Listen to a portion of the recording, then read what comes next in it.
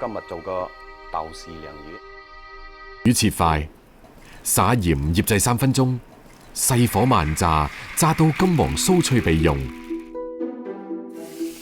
蒜米同豆豉爆香調味，鋪喺鯪魚之上。着細火蒸上30分鐘。蒸先至係豆豉鯪魚呢一味老廣傳統菜嘅核心技法。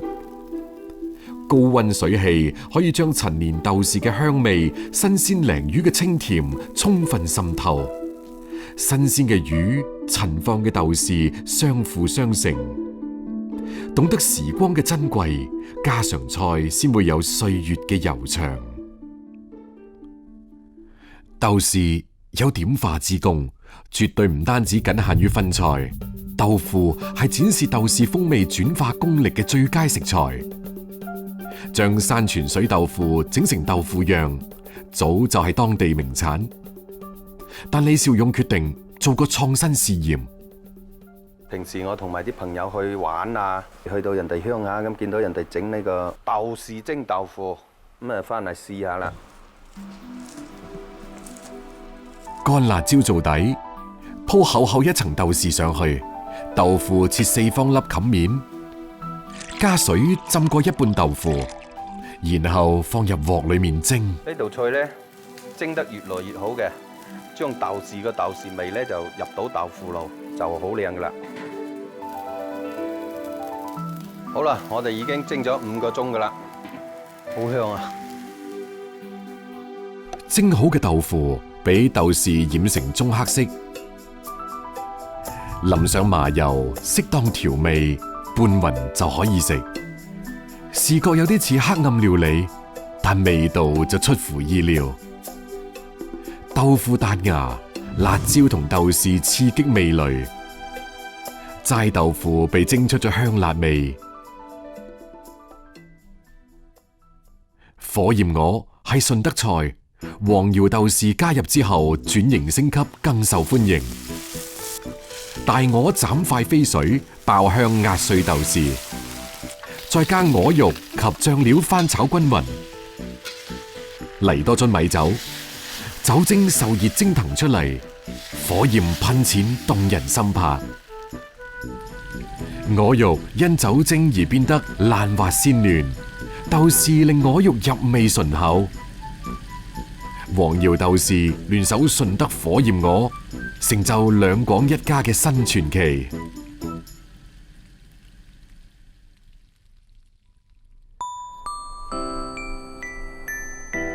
黃瑤嘅美食留低咗勇哥喺古鎮，佢係黃瑤人。Hello， 到了。古鎮呢有3個地方值得咱們去走走的，一個呢就是大桂巷，這裡進來。生意只係個謀生工具，勇哥留喺黃瑤係因為生活，佢睇到咗生活本來嘅樣子。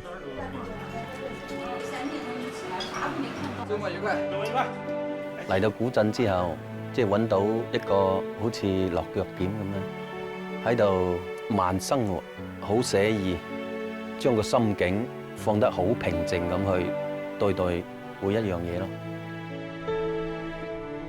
古鎮始終令人趨之若鶩，大家想象佢係一個生活嘅好地方，有緩慢嘅煙火氣值得等待。正如嗰粒豆豉，冇人可以規定佢嘅味道，大家都相信日子到咗，味道就夠啦。孔山村四面靠山，山溪清澈，終年不絕。岸邊嘅草叢裏邊生活住一種只係得米粒咁大嘅小河蝦。中秋捕蝦係傳承100年嘅鄉土風情。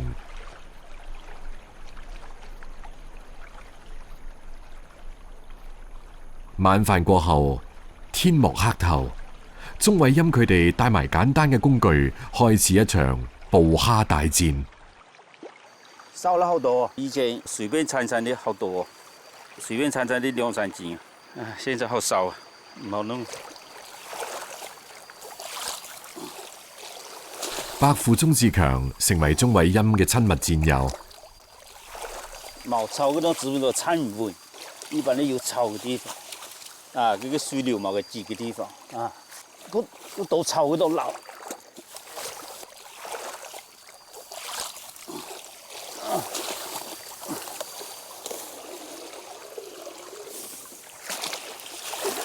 我哋捂了4個鐘頭，捂了個下。以前的2個鐘頭的就捂得到個下，個下4斤多。將新鮮嘅蝦變成蝦乾，需要炒製。一把文火，耐心烘焙。鐘偉鑫雖然有10幾年廚師經歷，依然唔敢馬虎。到師傅嚟用硬菜把它慢慢的煸熟咗，炒到這個就慢慢的變鬆嘅時間，嫩嘅個蝦公直到曉得水，這就得了。炒好嘅蝦乾軟糯適口，越嚼越香。村裏面嘅人將呢一種形體嬌小、肉質飽滿、口感軟糯嘅本土食物叫做糯米蝦。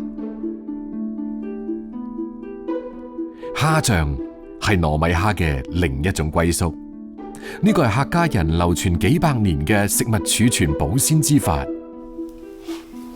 炒鹽係關鍵。做那個蝦炸嘅時間啊，那個鹽一定要炒熟，因為用熟鹽嘅那個蝦炸就個冇有點快，炒到就變到實，就變到有點透黃黃嘅噻。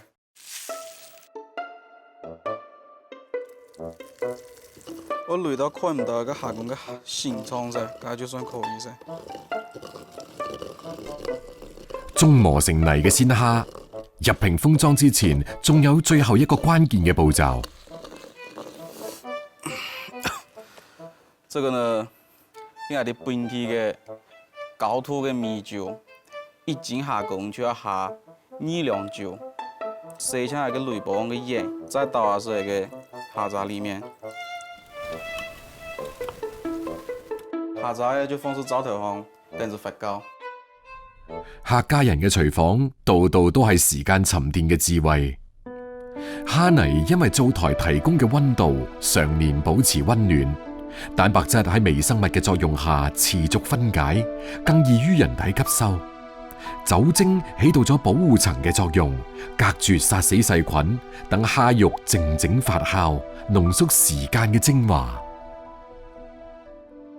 長嘅片嘅就發酵了2年嘅。長嘅片嘅就發酵了3年嘅，這個食材就更加安豐啫，蘋果落就更加香。發酵咗3年以上嘅蝦醬，就算喺當地都係非常少見。開蓋嘅呢一剎那，淡淡嘅酒香之後，係蝦肉發酵後嘅濃烈腥味。釀係客家菜保留古代中原飲食習俗嘅重要手法。鐘偉鑫要做嘅係蝦醬炆釀豆腐，肉碎小心咁塞入去豆腐，黐少少生粉，入油鑊炸到表面金黃。蝦醬用油爆香，炸好嘅釀豆腐同蝦醬炒勻，加水炆煮幾分鐘入味就可以。釀豆腐外表包滿咗蝦醬，湯汁醬香濃烈，豆腐外韌內嫩，蝦醬升華咗味道，老菜式有咗新境界。蝦醬之妙在於點化，甚至可以等素菜產生河鮮嘅味覺。秋茄多窿嘅肉質結構能夠充分吸收其他食材嘅味道，正係蝦醬大顯身手嘅好機會。秋茄切塊入鑊炸熟，蝦醬爆香炒勻起鑊，奇特嘅風味轉化就喺油溫嘅加持下神奇發生。蝦醬令茄子完全失去咗本味，蝦肉嘅香氣反而首當其衝，素食華麗轉身化為河鮮。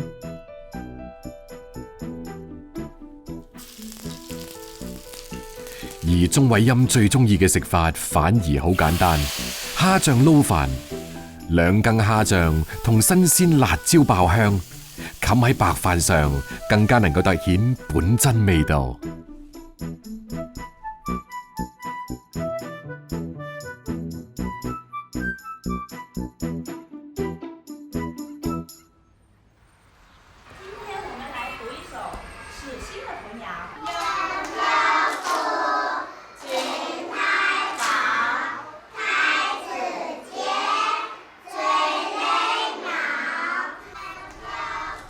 始興郡係粵北第一古郡，被稱為古之福地。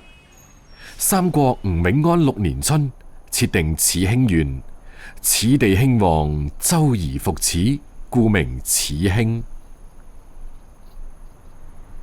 農曆9月，啱啱入秋嘅粵北，被烏桕樹葉裝點出濃厚嘅秋意。呢個都係君達菜長勢最旺嘅時節。君達菜因為佢菜葉較為闊大，嫩葉甚甜，被客家人用作皮囊，包入餡料成為美食。鐘偉欽早年喺珠三角嘅餐飲行業打拼，2020年辭工返屋企做咗村委書記。呢個就兩個狀態菜，這個葉老乾嘅係有苦味，老味泥味嘅。有些人就因為是做唔得出來上台，就只能拿來種煮，所以這個普通話也能夠煮拿菜。當然我哋就好放一試試，做完狀態包。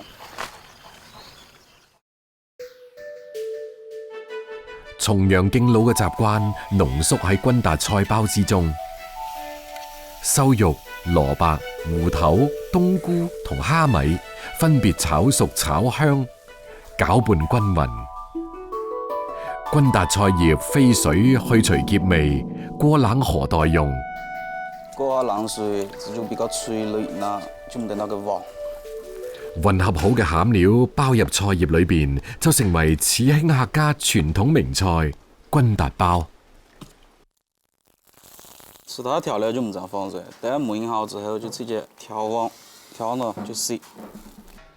啊，咁就可以燜30分鐘就可以食晒。燜好嘅君達包散發淡淡嘅甜香味，打開菜葉嘅一剎那，馥郁嘅濃香噴湧而出。菜葉淡淡嘅甜，混合餡料略微嘅鹹，客家人就咁樣慢慢長大，代代繁衍。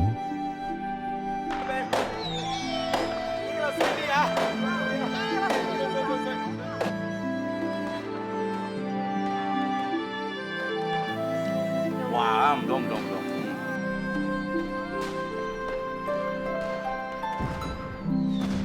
青山依舊在，只是夕陽紅。600年嘅古村，就算斷壁殘垣，亦能令人諗起昔日嘅繁榮。